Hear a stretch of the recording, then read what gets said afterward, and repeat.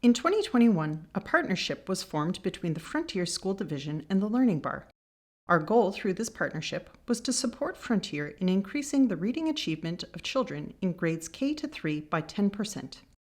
By the end of the 2021-2022 school year, this goal was surpassed, with 27% of children overall reaching the bronze and silver phonics benchmarks as outlined by the Phonics Advantage Reading Assessment. Listen to Reg Klassen and Dr. Willms discuss the partnership and the factors that made it a success. I'm trying to remember where we met. I think it was Winnipeg, but I don't quite remember when. I remember very clearly we were there. We made a presentation about some of our programs, and you weren't there. We were talking to the staff, and then all of a sudden you came in, and you were very decisive about it. You just said, "Yep, we're going to move forward in one of our schools." Was that in our school division? Yeah. Oh, yes. That was EYE, I think. Maybe, yeah. Yeah, I think so, because we were already doing our schools. Yes. Although our schools was a choice. When I came to Frontier School Division, it was a choice for each school. And Yeah. I remember, I think my first year, I said it's mandatory for everybody. We're going to use this data to make sure that we can put forward our wellness goals. And so that's, but the EYE, yeah. Because I had done some research on the EYE, and it was clear from my previous school division with my assistant superintendent, she had said this is better than what we're currently doing. So in that regard, it was an easy decision. Good. Yeah. In 2020, the Frontier School Division in Manitoba was using the Our School School Climate Survey. In 2021, the division adopted the Early Years Evaluation and Confident Learners Literacy Program as part of an educational prosperity program. When we started, you obviously knew about some of the challenges facing it, but when did we actually talk about it and get down to the nitty-gritty about what you needed? I think that was the supper we had prior to the start of the pandemic. I think it was that January, prior to the pandemic, which hit us full-blown in March, and we talked about it. And I think you were there, and Krista was there, and we had a couple of our superintendents and assistant superintendents, and we had a conversation about what this might look like, what it could do. And I had talked with Krista before that, but this was the first time we'd actually, I think, started to chart a path to go forward in terms of how we might involve your company and our school division and create that partnership moving forward. And then, of course, then the pandemic came and everything got put on hold, but we found our way through that. So when we began this conversation about partnership, and I explained to you and the Learning Bar what our division was or where they were at with our really, really low reading scores and our frustration, what are the thoughts that went through your head? But the key thing is that you never gave up on your kids, despite several years of frustration. You said, "No, I'm not going to give up on it," and the same for me. So we shared that immediately, and that's the core of the relationship, Yeah, So, I had kind of forgotten about that, but you're right. That is the core of the relationship, and I think another part of it is, I'm a dyed-in-the-wool researcher. I'm a social scientist and had several years, 40 years now as a researcher. But about 20 years ago, I got frustrated with doing all this research and just more papers on the shelf that are read by a small number of researchers. So I decided to really get engaged in how you bring that to practice. And I saw you as someone who's deeply embedded in the practice, but you also had an interest in the research. So there was an immediate link there. And we had the research that you've used in your other programs, and that had proven successful. I think for us, a catalyst was, I will say this, there was a level of patience on your part in meeting with us numerous times via Teams and explaining to us, and then we'd come back with questions, and then I'd get pushed back, well, this is costing, or I'd get pushed back, or can we ask our teachers to do this in a pandemic when we're all under stress, and all those things we kind of had to sort out. But what we did have was the success of the EYE in Area 4, and That was easy, and we had an area superintendent, and I need to refer to that. We had an area superintendent in Area 4 that was in. He was ready. Mm-hmm. He was ready. And that also made the difference. And when he said, yeah, we can do it in our Area 4, then we got a couple of another superintendent, area superintendent, and then we got a third area superintendent who said, I'd like at least one school. And then we, at the end, where we had a previous Learning Bar program, we quickly jumped them in another area as well. And so then we went. But coming in late for the one school, that was difficult for them to catch up. And so lessons learned about how do we go forward, everybody from the start, and move forward. But yeah, we trusted the research. There wasn't any doubt in the research. Yeah, and for me, it's good to hear you talking about the research, because I spent hours and hours and hours designing the program, and the science of reading and the science of teaching has to come first. And programs never make a difference unless you actually change what teachers are doing in the classroom. Yeah, absolutely. And what does that change look like? Well, it means adopting high-yield teaching strategies, Mm-hmm. things like doing a structured lesson and getting really good at doing a structured lesson, learning how to ask questions of kids, Yeah. and then cooperative learning, building cooperative learning teams, and so on. That's what's really key for me. And for us, it was interesting to find out, to discover, maybe it's more so me, to discover once we got into that, once we had some success, how eagerly so many of our teachers picked up on it. Mm-hmm. Because our communities, as you well know, many of them are isolated and remote. Teachers don't get that kind of natural exchange. We always have to set up an exchange, whether it be via Teams or whether it be face-to-face, and it doesn't happen as often. And this was one of those ways in which we could set up that exchange through the PLCs. And so then we realized that they found new skills, and the skills that they learned in terms of how to ask questions or to recognize students that are struggling and then find another strategy, that doesn't end in our literacy class. Yeah. That moves on. When I talk to ministries, sometimes they say, well, we just need to change what we're doing in our teacher training programs. And yes, I agree, but imagine trying to teach kids from books how to play hockey, and then finally they get on the ice and you expect them to apply all those skills. Yeah. It just can't happen. No. So the professional learning has to happen ongoing, and it's regular, and it's practice, and it's doing it over and over, and having a coach, a good literacy mentor in this case, to actually help them along. And so, I would agree. I think that universities, and I don't want to speak disparagingly about that higher level of education, but they need to spend a great deal more time in what's happening in the classroom and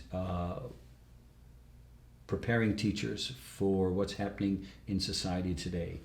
I have said many times to our group of senior administrators, our superintendents, doesn't matter what the university does. We have to look after our teachers once they're in our fold, once we've hired them, and we have to teach them what it is they need to know in order to find success with our children. And I can't count on the universities to do that. Yeah. Because my circumstance in the North is different. Mm-hmm.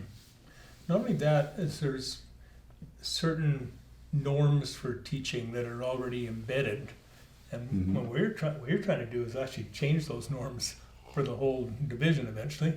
And so when a new teacher gets there, the old rhetoric is still present. And so they get ingrained in that kind of a culture. So it's really about how do you bring about that kind of change in classroom practice that's key. And with the Learning Bar, we've been able to make some of that change because what I have found with teachers, when they don't have enough tools in the toolbox to reach in and try different things or different strategies or recognize what students are struggling with and then find the right teaching method to help that student learn, they revert back to past practice, which always reverts back to how they were taught. And that's often a while ago. And so things have changed, and that creates problems.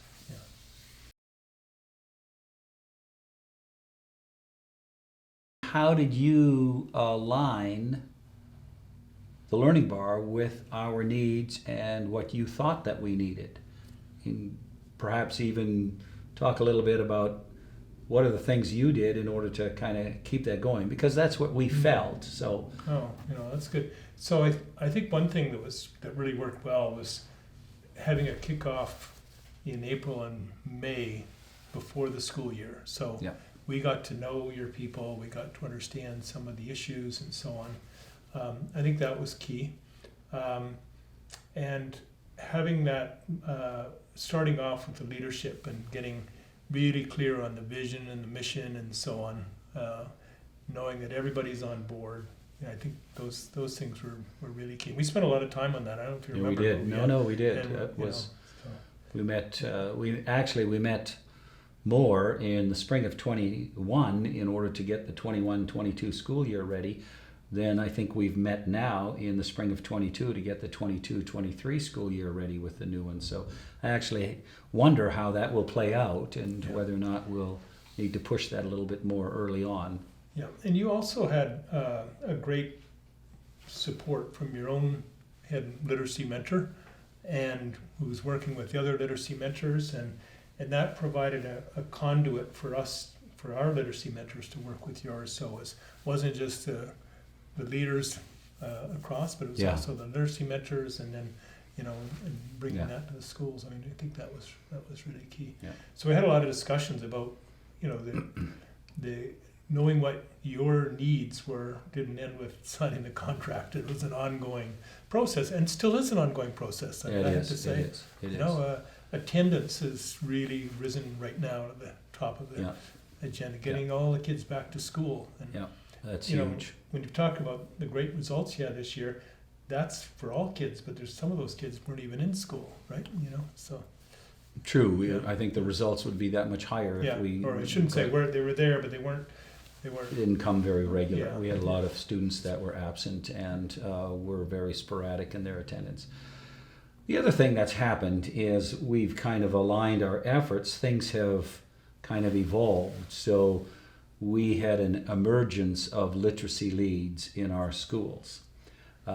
We always had literacy coaches, but literacy leads who are 25% literacy lead, 25% classroom teacher, or 50%, those are the things that changed. And so now, as we planned for 22-23, we spent quite a bit of time talking about our larger schools where it's easier because you have more staff to actually bring in literacy leads. And we've taken a number of our old reading recovery positions and moved them into literacy leads in order to better align with what we're doing with the Educational Prosperity Program. So those are the things that have, I guess, evolved over the course of the year. So that's.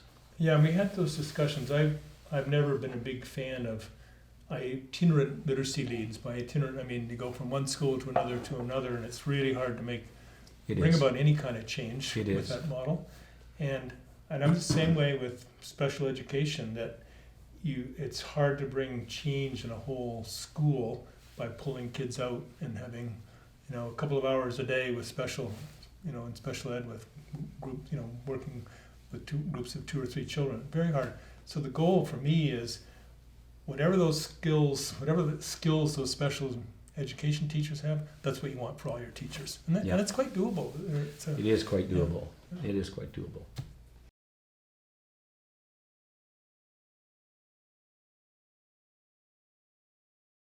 So, Reg, looking towards this coming school year, what do you think worked well in terms of the way that Learning Bar supported you, and how can we make it even better? How can we support you?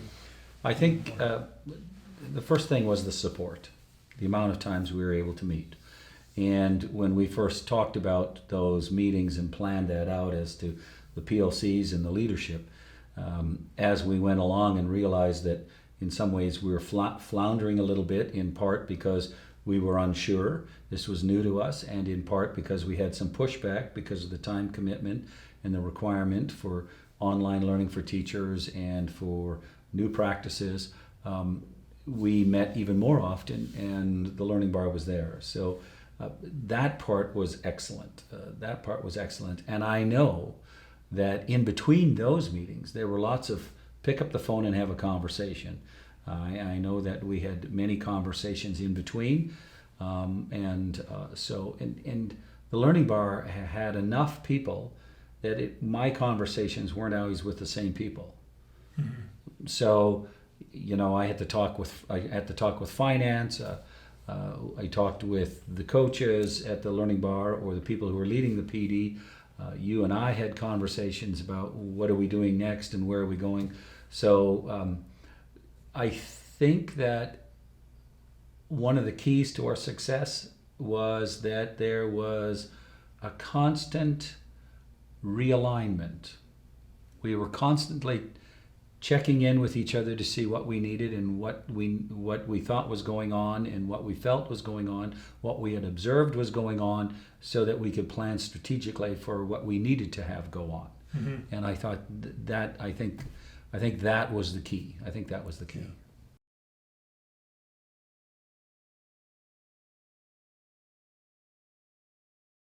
So there were a whole bunch of programs. I know that you've talked a little bit about the added component of the leadership piece that we really believe brought a lot of success. But there was also the online time that teachers needed to go into the program and learn the PLCs that they had. I'm just interested in how all of that came to be in terms of the Learning Bar putting all of that together. What was kind of the process or the experience you had that led you to that point? So our first iteration of the program, we had all the heavy science elements. We're way ahead of our time in terms of embracing the science of literacy. The missing piece was we kind of imagined that we would just give that to the teachers and they would change their classroom practice. And that's why it worked in some schools where they had some principals like Neil Dabowski who was driving the process, and it didn't work in other schools. So that was a big lesson for us. And I wrote a paper for an executive team called Reimagining Confident Learners. And that was the piece of A, bringing in the leadership part, B, making it simpler too. It can't be too complicated. You have to lead the teachers into it step by step. You can't get them to change everything they do all at once. And so it was a learning curve for me. It's been many years since I was in the classroom teaching, and I think that's key. I always come back to this model that you need pressure and support from the top, which would be the principals, you and your area leaders and the principals, and capacity and will amongst the teachers. And I firmly believe that the teachers have the will. They went into the profession because they want to see kids succeed. I always start there. But they also, many of them feel they don't have the capacity to bring about that change. And so giving them some tools that they will see some immediate change. The assessment was also a big change for us. Simplifying our assessment and what we're now calling strategic assessment. So kids get a very short assessment right at the beginning, and they know exactly what skills. Do they know their basic concepts about print? Do they know their lowercase letters, their uppercase letters? Can they recognize the sounds, the phonemes of the language, and so on? And then getting that back to them in a really simple one-page classroom report, they can see how every kid is doing, how each kid is progressing, and what do they need to learn next. And as one of the teachers said, once you see that report, you can't look away. It's there. The evidence is there. Oh my God, I didn't realize that this kid still doesn't know the uppercase letters, or this is what I need to do as a teacher to move the whole class forward. That was a big piece for me, and we're really excited about that. As kids move on to the next phase, it's going to have the same kind of a strategic assessment. So.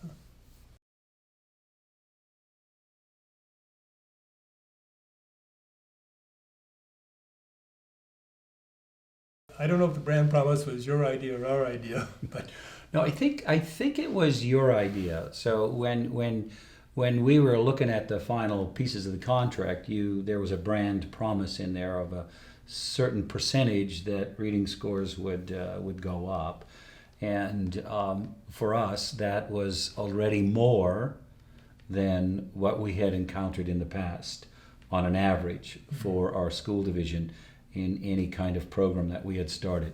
So we liked that, and we wanted to see how that would happen. So I'm not sure how you came to decide that there needs to be this percentage embedded into this kind of brand promise. But Yeah, I guess it's having faith in our team here. We have an excellent staff here. I'm going to brag about that, because we really do. Every single person here is really dedicated to our core mission of giving every child the opportunity to thrive.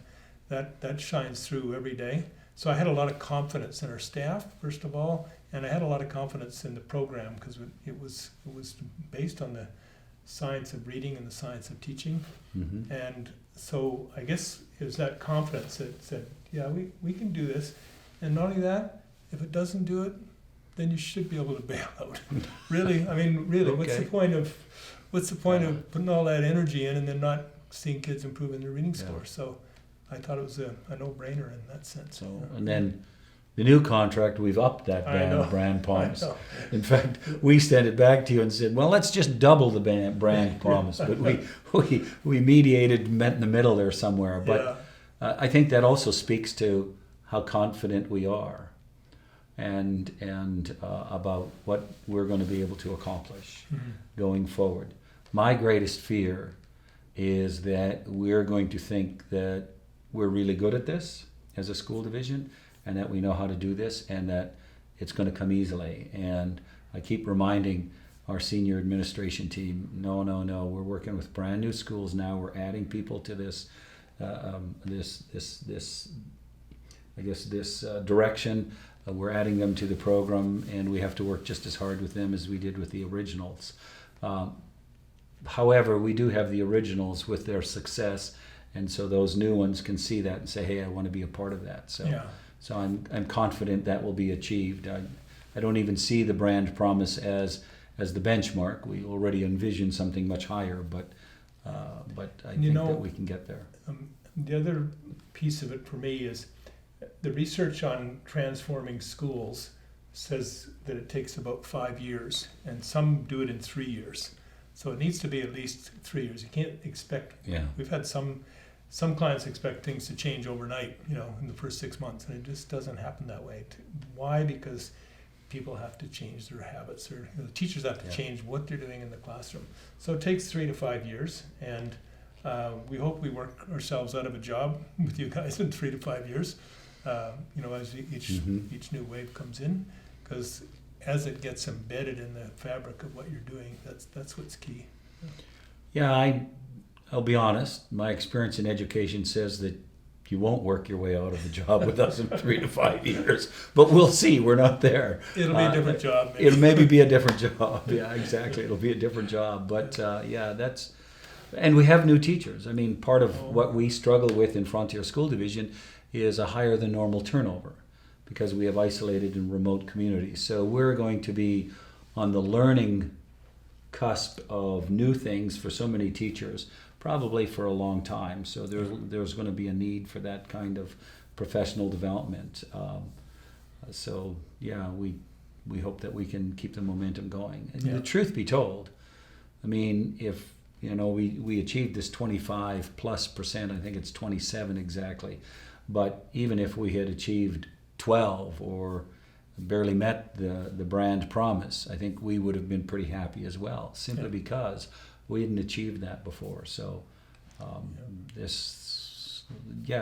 what we reached was a bit euphoric at the end. That was kind of nice. Yeah. So. And we're going to do it again. Good. Yeah. We're ready. Yeah.